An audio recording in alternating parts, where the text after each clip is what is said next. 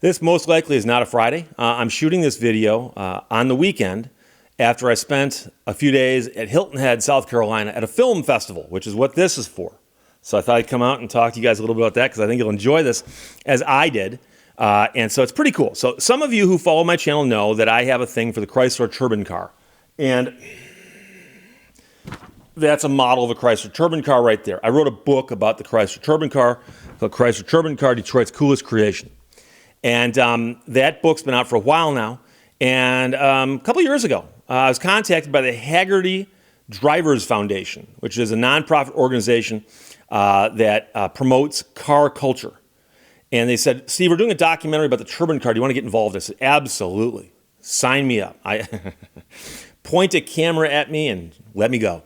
And they said, okay, cool. So I also talked to them about other people they could interview, told them what I knew, gave them access to my materials, and we started working on this thing with them. I did. And somewhere down the road, I sat for an interview at the Stahl Museum in Michigan, where they actually have a running turbine car, which, by the way, they've let me drive. So I've now driven 3 turbine cars, which is pretty cool. And sat out there, and I met several people out there, including Connor Kelly, who is the director of the documentary, Casey Maxon, who is the producer, and a guy named Mike Gallagher, who was filming, who was a camera guy. And very, very professional operation. And so they shot film of me. They shot film of Mark Olson, who was a guy who drove one of these cars back in the day. In high school, his family had one. They interviewed Bill Carey, who's the guy who's in the cover of my book, who is one of the guys who knows how to keep these things running. They also interviewed Jay Leno, because Jay Leno's got a Chrysler Turbine car. I've driven his as well. And his is not running right now, which is mentioned in the documentary. And so the first thing I have to tell you is that the documentary is available on YouTube for free. You can watch it right now or when this video ends. I'll put a link to it in the description below the video. The video's been up now for a little while. I think it's got 2 million views. And it's a very, very well done video. And so when we were told the video came out, I went and looked at it on YouTube and I watched it. I'm blown away. This thing is such a great, beautiful video. And I said to them, guys, this thing should be up on big screens somewhere. You know, it shouldn't go straight to YouTube. And they said, well, you know, we've shot videos in the past for the Hagerty Drivers Foundation, and that's where they've always gone. We just put them up on YouTube because we want to get word out, you know. And by the way, in case you're curious, the reason that they did a video about the turbine car, they choose a couple cars a year to become members of the National Historic Vehicle Registry, or register. And when a car gets chosen, they do a documentary about it, but they also gather all kinds of data about it, and they actually turn that over to the National Archives. And the National Archives actually takes that and makes all that information part of the archives. So there's archived information about the Chrysler Turbine car now for posterity, which is pretty cool. It's pretty cool. So I said, but guys, you guys have got to take it to film festivals or something. They said, well, we're thinking about that, but our primary goal is to simply make a good documentary and get it out there. And the more people that see it, the more the merrier. So 2 million people have seen it, so that's good. And about a month ago, I got an email from one of the guys at the foundation. Said, Steve, they're going to show our film at a film festival. And it is the Grand Motoring Film Festival that's in conjunction with the Concours event at Hilton Head. And it's in November. Would you like to come and be part of that? I said, I'd love to. I'd love to. And they said, yeah, so here's the deal. And they sent me a couple links, and I glanced at them. And it's the Grand Motoring Film Festival, which is Thursday and Friday. And then the big event is Saturday, Sunday at the golf course there on Hilton Head. But they said, so we're going to be part of a film festival. And if you want to come, you're welcome to come. So went to the film festival.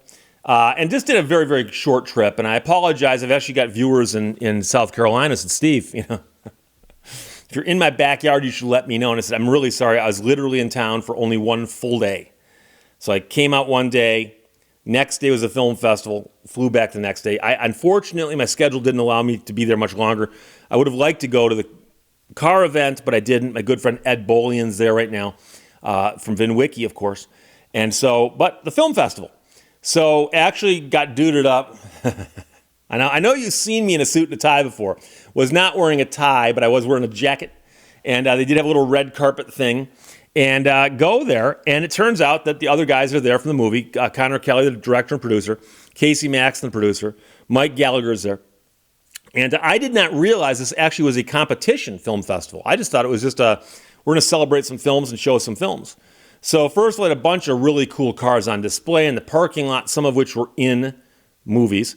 They did not have a turbine car there. They had talked about possibly bringing out the turbine car, but unfortunately just bringing it all the way out there for a day or two and bringing it back because the Stahl Museum did not have any cars that I know of at the Concours event.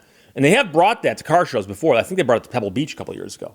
So anyway, so we show up. They've got hors d'oeuvres, people hanging around, playing music, all kinds of people who own nice cars, and some of which are parked in the parking lot.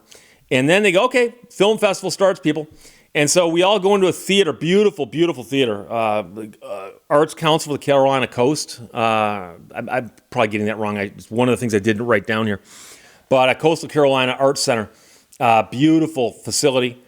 Go into this beautiful theater, big full screen. And they showed a bunch of shorter films.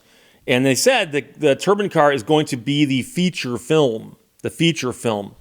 And so we watched a bunch of shorts, and they said, okay, now we're going to announce some winners. Now, here's the thing. And call me naive, I guess. I didn't realize this is actually a competition. I simply thought it was going to be, we're going to show a bunch of films. But they named a bunch of winners of these things. And then they said, okay, and now we're going to give the award for the best documentary feature film entered in this contest. The nominees are, and they rattled off a bunch, including Chrysler Turbine Car, Engineering a Revolution. The winner is Chrysler's Turbine Car, Engineering a Revolution. So Connor and Casey go up on stage and accept an award. Very, very cool. Full house applauds. And then a couple more categories. They finally go, okay, now, best of show. Best of show. And the nominees are, they rattled off a bunch, including Chrysler's Turbine Car, Engineering a Revolution. Winner is Chrysler's Turbine Car, Engineering a Revolution. Again, Casey, Connor get to go up on stage, get some awards. And the guy who is the director of the film festival said, just to let you know, he goes, we chose the lineup of which films we're showing tonight, including the feature film, before any voting has taken place. He goes, we did not know that Chrysler's Turbine Car was the winner. And he goes, in the past, we've had it happen before where a non-winner was shown, but the winner was not. But it just happened to work out this time. So you guys get to see the winning film. So anyways, that's pretty cool. So I got to watch the film on a big screen. And it was so cool. It was so cool. Now, I've seen the film, obviously. As Pee Wee Herman said in his Big Adventure, I was there. But you haven't lived until you've seen yourself on a big screen in a theater with all kinds of other people seeing you on a big screen, saying whatever it is you're saying. It was a totally cool experience. And I knew it would be cool, but it was even cooler than I thought it was going to be. And then when the film ended, they invited Casey, Connor, myself, and Seamus up on stage. Seamus Nat is the one who's sitting to my right in the photographs on the stage, and he's wearing a cap. And Seamus, this is pretty cool. Think about this as a job for a young man. Seamus is a volunteer at the Stahl Foundation Museum in Michigan. And when they brought the turbine car in, they said, we want to have somebody on staff who is going to be the guy who is this car's guardian. Anytime it's driven, Seamus drives it. If it's pulled out, Seamus is the one who pulls it out. If it's fired up, Seamus fires it up. If they put fuel in it, Seamus is the turbine guy at the Stahl Museum. Really, really nice guy. I'd met him before, spent a lot of time talking to him at the film festival. He was up on stage answering questions along with the rest of us. And one of the interesting things, I learned a bunch of cool stuff because after the film festival was over, first we did the Q&A on stage, but the second thing we did was we all walked over to a bar about a block away. And the bar was empty except for a bartender and two old-timers at the far end of the bar. And so the group of us from the movie sat around one end of the bar and were just BSing, just telling stories, talking about filmmaking, talking about cars. I'm leaning on him really hard to do another movie involving a car that I like. We'll see if that works out or not. I don't know. But we were sitting around talking about all kinds of stuff. And so I had a great conversation with all of these people about all of this kind of stuff. And so up on stage, we got to answer questions and some follow-ups. So for instance, many people who've seen the documentary would know that Jay Leno's turbine car, the engine failed in it. And he was having the difficult time finding somebody who could say, yeah, I can fix that for you, because the engine is 1963 technology. And so the story is told in the documentary. I'm not going to ruin it for you. But my brother Rick, works at a company that is helping Jay get his car back on the road. It's not back on the road yet. And so some people were asking about that. So we gave a status update on that. And then we answered some more questions about things that didn't make it into the movie and what effect we think the movie had on people. And overwhelmingly, the one thing we've all noticed is there's two groups of people. The group of people who are my age who go, I remember that car. And the group of younger folk who go, wait, they did what now? They built a turbine-powered car? When? Back then?